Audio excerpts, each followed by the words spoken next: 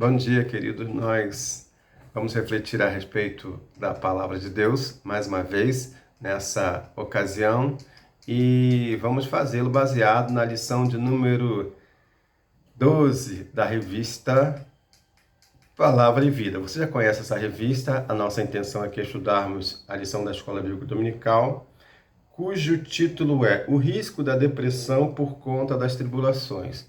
E o personagem abordado nessa oportunidade é o apóstolo Paulo. São experiências vividas por Paulo quando as adversidades da vida ameaçaram derrubá-lo.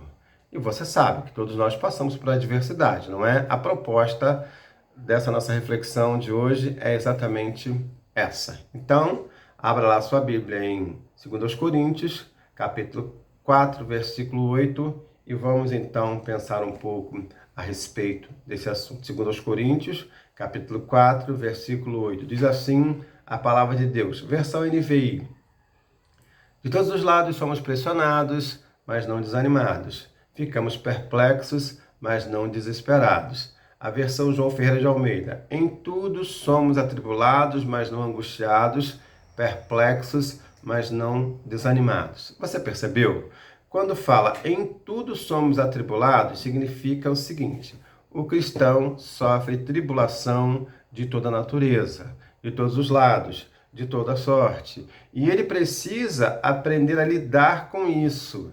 Então, ele precisa aprender com esses personagens, esses nossos irmãos do passado, essas lições preciosas. Afinal de contas, os homens do passado foram seres humanos como nós, e eles nos ensinam como procedermos diante das mais diversas experiências, ok? Então vamos lá. Muitas pessoas pensam que tornar-se um cristão significa estar livre de angústias e sofrimentos, mas isso nunca foi verdade. Em nenhum momento a Bíblia nos ensina dessa forma. Então, ainda que alguns segmentos evangélicos insistam em afirmar que um verdadeiro cristão está isento dos sofrimentos, ou se ele sofre é porque tem pecados ocultos, nós sabemos que isso não é verdade. Se alguém tem dito isso para você e tem lançado para você um sentimento de culpa, não se deixe abalar por isso. Isso não é verdadeiro. Cristãos normais sofrem sim. Determinado pensador afirmou que a vida é uma professora implacável, e ele ainda diz que ela é completamente diferente da escola formal. Por que ele fala isso? Porque ele afirma que na escola primeiro estudamos a lição, depois é que vem a prova. E ele então diz que na vida primeiro enfrentamos a prova. Primeiro enfrentamos a prova, depois aprendemos a lição. De fato, há pessoas que só aprendem algumas lições quando passam por situações difíceis. Espero que não seja esse o seu caso, mas todos nós temos um pouco ou muito disso, inclusive eu também, como ser humano, preciso me policiar, preciso vigiar para que isso não seja recorrente na minha vida. C.S. Lewis, um pensador cristão, teólogo, ele diz que Deus fala baixinho em nossos momentos alegres e grita na hora das dores. Vou repetir. C.S. Lewis afirma que Deus fala baixinho em nossos momentos alegres e grita na hora das dores. Por que ele afirmou dessa maneira? Porque o ser humano está muito mais propenso a ouvir o Senhor quando ele está passando por tribulações. Nos momentos alegres, Deus também fala, mas nem sempre o ser humano está disposto a ouvi-lo. Porque está tudo bem, não é? Então, o ser humano, quando está tudo bem, não dá nem ouvidos para Deus. Mas quando a coisa aperta, a realidade muda e ele passa a ficar mais atento e mais sensível à voz de Deus. Deixa eu lançar uma pergunta para você. O cristão está sujeito a todo tipo de sofrimento que se possa imaginar? Você já disse que sim. Aliás, a Bíblia disse, de todos os lados somos atribulados. Lembra que Paulo afirmou isso para a gente, em 2 Coríntios capítulo 4, versículo 8? Então não há como refutar isso. Ir contra isso é refutar a Bíblia, é não acreditar na Bíblia. Então, continuando. Se o cristão está sujeito a todo tipo de sofrimento, o cristão fica doente? Claro que sim. Cristão enfrenta questões, problemas de morte de pessoa querida? Claro que sim. Cristão passa por depressão? Claro que sim, e essa é uma das maiores dificuldades de algumas pessoas. Deixa eu dizer uma coisa para você que que os especialistas falam, afirmam.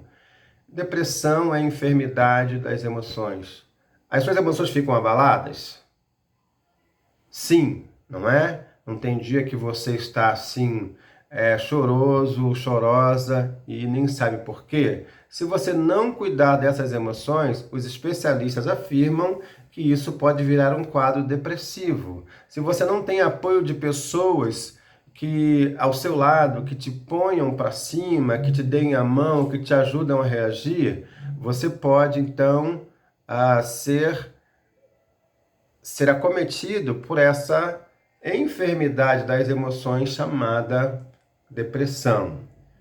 Claro que estamos sujeitos a todo tipo de sofrimento que se possa imaginar. Então, baseado nisso, vou fazer uma pergunta para você. Você conhece algum cristão que foi atingido pelo coronavírus? Você pode estar pensando assim, pastor, de novo esse assunto? Olha, sim, esse assunto é de extrema relevância, porque a Bíblia não pode ser dissociada da realidade. Ela não pode nos colocar num mundo paralelo e alienado. Nós precisamos fazer uma correlação entre o que a Bíblia diz e os fatos e os acontecimentos da nossa época, do nosso momento. Claro que o cristão pode ser acometido pelo coronavírus. Deixa eu só dar uma notícia para você de um cristão que foi acometido pelo coronavírus. Esse morava num outro país. Trata-se do pastor e músico Landon Spradlin, um norte-americano, e ele achava que esse coronavírus era uma histeria coletiva. Achava que era uma criação da imprensa, que a imprensa estava fazendo sensacionalismo, não é? E ele foi uma das vítimas da Covid, lá na Virgínia, nos Estados Unidos. Você quer pesquisar mais sobre isso?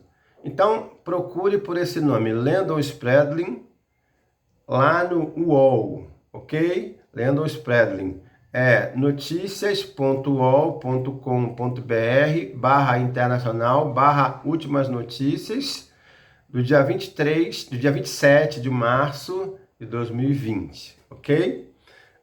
Nós citamos um exemplo de uma pessoa distante, mas eu quero citar para você um outro exemplo de uma pessoa próxima de nós, do nosso quadro de amizades.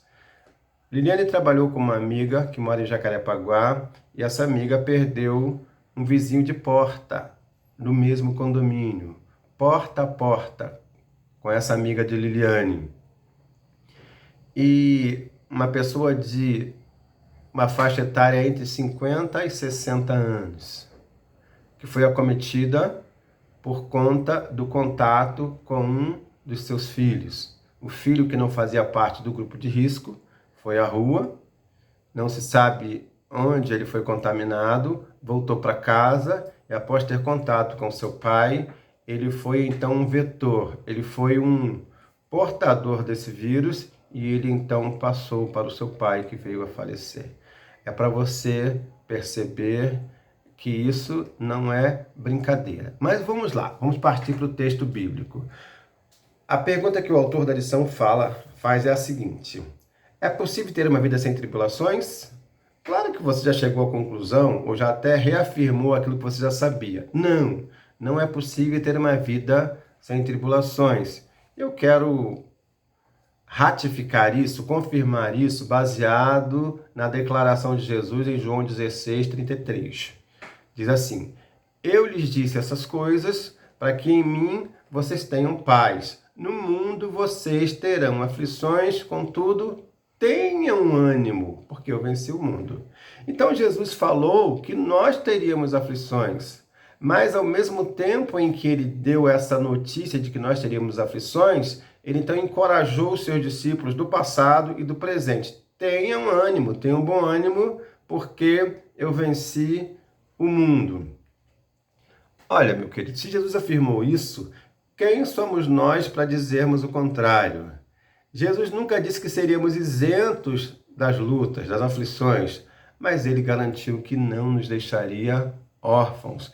Ele garantiu que nós não estaríamos sozinhos nessa luta contra um inimigo que às vezes conseguimos enxergar, mas outros nem conseguimos enxergar como é a situação que estamos passando agora.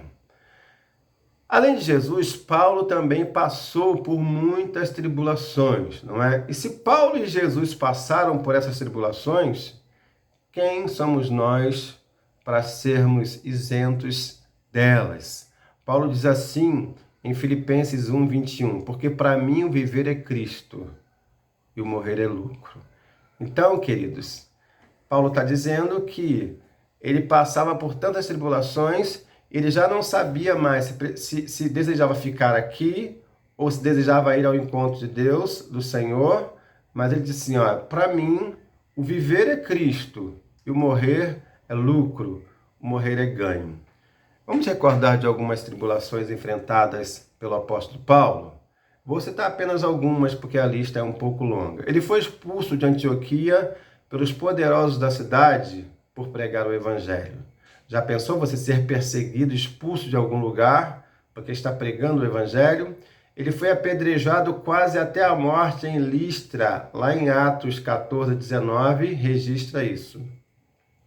Ele foi espancado, lançado na cadeia e teve seus pés amarrados em um tronco, lá em Atos 16:23 e 24. Ele foi então afrontado por alguns ouríveis e pelas autoridades locais. Esses ouríveis faziam imagens para adoração e eles tinham lucro por fazer essas imagens que o povo adorava. E então, temendo perder esse lucro, porque Paulo estava pregando sobre o Deus vivo, eles então começaram a afrontar e a incitar grande tumulto contra Paulo. Isso está lá em Atos 19, de 23 a 26. Só mais uma experiência, aliás, mais duas. Paulo sofreu um naufrágio em Mileto, quando ele estava a caminho de Roma, ele sofreu um naufrágio em Mileto, está em Atos 27, 13 a 20. Paulo, lá na ilha de Malta, foi picado por uma cobra. Ele estava com um pouco de frio e querendo então se aquecer, ele foi buscar alguns gravetos, uma lenha para acender uma fogueira e se aquecer, e quando ele retirou um galho, uma lenha lá para colocar fogo, para se aquecer, ele então foi picado por uma cobra. Isso está lá em Atos 28, 3. Vou parar por aqui porque a lista é muito mais extensa do que esta que lhes foi apresentada. Mas vocês perceberam como Paulo enfrentou perseguições e nós também enfrentamos? Então não adianta nós queremos viver numa redoma e acharmos que essas coisas não acontecem com o crente. Acontecem sim, mas uma promessa, uma esperança, aliás, uma certeza, Jesus nos deu. Não vos deixarei órfãos. Eu estarei sempre com vocês até a consumação dos séculos, não é? Olha o que Paulo afirma, eu vou reler o texto que você já leu comigo lá no início. De todos os lados, somos pressionados, mas não desanimados. Ficamos perplexos, mas não desesperados. Somos perseguidos, mas não abandonados. Abatidos, mas não destruídos. 2 Coríntios capítulo 4, versículo 8. Paulo traça um paralelo entre o sentimento humano e a confiança naquele que é o Senhor da vida. Quando ele diz assim, olha, de todos os lados somos pressionados, mas não desanimados, ele está querendo declarar o seguinte, humanamente falando, nós ficamos abatidos, mas confiados na promessa daquele que cuida de nós não desanimamos, ainda que isso aconteça temporariamente. Nós então reagimos porque o nosso Deus nos dá esse encorajamento, não é? Para que nós possamos reagir diante das lutas da vida. Enquanto o homem, ele se sentia fraco, mas como pessoa conhecedora do Deus vivo, ele não se desesperava. O crente é assim. O crente fica triste? Claro que fica. Você que está aí me ouvindo, já deve ter ficado triste algumas vezes.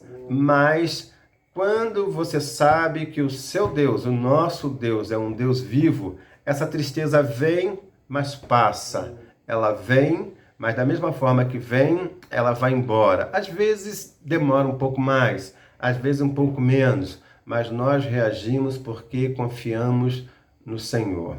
O autor da lição coloca lá no ponto 2, ele expõe para a gente lá no ponto 2, não é? O perigo de não sabermos lidar com as tribulações.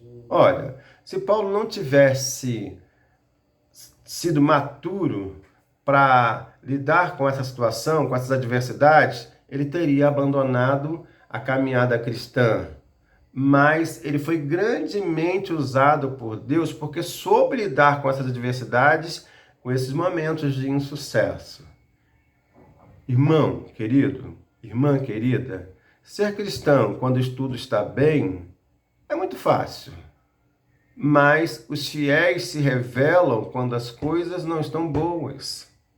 É isso que a Bíblia ensina para a gente, não é? Então, Paulo cresceu com essas experiências. E olha o que ele fala lá em 2 Timóteo, capítulo 1, versículo 12. Por essa causa também sofro, pela causa de Deus. Paulo enfrentou alguns sofrimentos pela causa de Deus. Mas não me envergonho, porque sei em quem tenho crido e estou bem certo de que Ele é poderoso para guardar o meu depósito até aquele dia. Por essa causa também sofro, mas não me envergonho, porque sei em quem tenho crido e estou bem certo de que Ele é poderoso para guardar o meu depósito até aquele dia. Você sabe em quem você tem crido? Se você sabe, então, mesmo passando por situações adversas, nada pode te deter dessa caminhada. Nada pode demover você de continuar servindo ao Senhor e o amando de todo coração. Quando passam por grandes tribulações, há pessoas que entram em depressão. E é exatamente o que eu destaquei há alguns minutos atrás, e é o que o autor da lição também destaca nessa reflexão que estamos fazendo. A depressão não surge do nada na vida de alguém, a menos que venha por conta de problemas hormonais ou hereditários, parentes próximos com histórico de doenças mentais. Não vou fazer uma afirmação leviana dessas se não for embasado em pessoas que sejam especialistas na área. Então, os especialistas dizem isso. A depressão não surge do nada na vida de alguém. Ela vem como resultado de alguma decepção muito profunda, a menos que essas pessoas já venham com questões hormonais ou hereditárias. Há pessoas, a chamada depressão hereditária por conta de parentes próximos com histórico de doenças mentais, com histórico de emoções muito abaladas. É isso que os especialistas dizem, não é? Então, a depressão sempre tem como caso algum episódio dramático, se não for mapeada por essa questão familiar, hereditária. Não raro, o estado depressivo chega após momentos de intenso desespero. É por isso que pessoas, quando sofrem emoções muito intensas e muito estarrecedoras, elas então têm que fazer aquele seu momento de reclusão, tem que pensar na vida para que ela possa então reagir. Mas, como cristãos, não podemos ser inocentes e esperar uma vida isenta de problemas e sofrimentos. Servir a Cristo é o maior privilégio que o ser humano pode ter. Entretanto, por mais que estejamos passando por momentos alegres, há momentos em que as lutas chegam e precisamos aprender a lidar com elas. Tudo nessa vida passa, tanto os momentos bons quanto os maus momentos. Então, presta atenção nisso. A vida é feita de altos e baixos, de experiências agradáveis, mas também de experiências desagradáveis. Isso serve para nos dar a seguinte lição. Quando você estiver por cima, numa boa, não se ache a melhor das pessoas. Quando você estiver no momento adverso, lá embaixo, como dizem, também não se sinta a pior das pessoas. Tanto um quanto outro momento, os dois momentos passam, né? Então, a vida é um eterno aprendizado. Precisamos saber perder e ganhar. Nem sempre conseguiremos obter tudo aquilo que desejamos, mas é necessário sabermos ser felizes com o que temos. Então é necessário sabermos ser felizes com o que temos. Olha a declaração contundente que Paulo faz lá em Filipenses 4, 12 e 13. Paulo diz assim, ó: sei o que é passar necessidade e sei o que é ter fartura. Aprendi o segredo de viver contente em toda e qualquer situação, seja bem alimentado, seja com fome, tendo muito ou passando necessidade. Tudo posso naquele que me fortalece. Então, Paulo não estava dizendo que ele gostava de passar por aquilo. Ele estava dizendo que essas coisas, embora o incomodassem muito, ele sabia olhar além delas. Aprendi o segredo de viver contente em toda e qualquer situação. Olha que experiência profunda que ele teve com Deus, não é? Que aprendizado profundo que ele nos passa. Mas ele só aprendeu a lidar com isso depois de passar muitas adversidades. Exatamente igual a nós. Nós também precisamos aprender a lidar com algumas situações. Algumas são mais intensas, outras menos. Mas esse ensinamento, como eu disse para você, Paulo nos dá lá em Filipenses 4, 12 e 13, os versículos onde Paulo relata essas experiências vividas. Situações adversas são ferramentas que Deus usa para que nós deixemos de confiar demasiadamente em nós mesmos. Situações adversas são ferramentas que Deus usa para que deixemos de confiar demasiadamente em nós mesmos. Tenho certeza absoluta de que Deus não queria esse momento para a humanidade. Deus nunca quer esse momento para a humanidade. Mas Deus usa esses momentos para ensinar à humanidade que ela precisa se voltar para Deus. O ser humano, às vezes, está tão envolvido ou embevecido com o avanço da ciência, da tecnologia, que ele acaba esquecendo que Deus é o Senhor de tudo e que ele precisa estar voltado para Deus para que ele possa, então, entender algumas coisas que a ciência ainda não descobriu. E quanto mais a ciência for descobrindo o que vem surgindo, novos fatos surgirão. Esta não foi a primeira e nem será a última pandemia que acontecerá. A não ser que Jesus volte, não é? Mas nós não podemos afirmar quando isso vai acontecer. A Bíblia não nos autoriza a pensarmos dessa forma. Mas, como estávamos falando, autoconfiança na dose certa é benéfica, mas em dose exagerada transforma-se em soberba. Vou repetir. Autoconfiança em dose certa é benéfica, mas em dose exagerada transforma-se em soberba. Deus pode usar o sofrimento para lapidar algo em nós. Deus pode usar o sofrimento para lapidar algo em nossa vida. Olha o que Paulo ensina lá em 2 Coríntios, capítulo 1, versículos 8 e 9. Irmãos, não queremos que vocês desconheçam as tribulações que sofremos na província da Ásia, Paulo falando, não é? As quais foram muito além da nossa capacidade de suportar, a ponto de perdermos a esperança da própria vida. De fato, já tínhamos sobre nós a sentença de morte, para que não confiássemos em nós mesmos, mas em Deus que ressuscita os mortos. Então, Paulo está dizendo que essa experiência e outras também experiências pelas quais ele passou, foi exatamente para que ele aprendesse a confiar mais no Senhor, que tem o poder ilimitado. Então, querido, para você pensar, para você refletir comigo, nós já estamos terminando essa nossa reflexão, mas só para, nesse ponto final, é para você, então, refletir. Você já se sentiu completamente sem força diante de alguma situação difícil? Se você se sentiu assim, não se sinta menos crente, não se considere menos cristão por conta disso. Isso é normal. A gente pode se sentir fragilizado quando as nossas emoções ficam abaladas. Como é que você saiu dessa situação na qual você se sentiu fragilizado? Deus usou alguém para ajudá-lo a sair de lá, dessa situação, dessa experiência? Claro que sim, Deus sempre usa pessoas, não é? A fé em Deus o ajudou a sair desse momento de angústia? Então, ao invés de ficarmos perguntando para quê, vamos nos preocupar mais em sermos bênçãos e instrumentos de Deus para tirarmos pessoas que estejam passando por situações adversas. Deixe de culpar a obediência. Está acontecendo isso por causa daquilo. Não vamos engrossar as fileiras dos amigos de Jó.